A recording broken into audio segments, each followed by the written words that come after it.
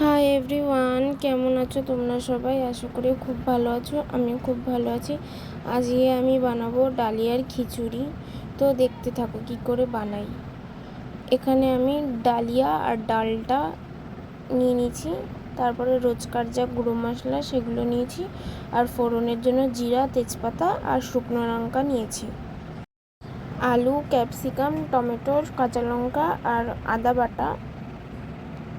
তারপরে কড়াই গরম হয়ে গেছে, তেল দিয়ে দিচ্ছি। তেলটা গরম হয়ে গেলে এবারে ফোড়ন দিয়ে দিলাম। তারপরে আলুগুলো ভেজে নিচ্ছিলাম। আলু ভাজা হয়ে গেছে, এখানে আদা আর কাঁচা লঙ্কাটা দিয়ে দিলাম। তারপরে টমেটো আর ক্যাপসিকাম দিয়ে ভেজে নিয়ে তারপরে গুঁড়ো মশলাগুলো দিয়ে দিলাম। তারপর ওগুলো কষানো হয়ে গেছে, ডাল দিয়ে তারপরে জল দিয়ে দিলাম।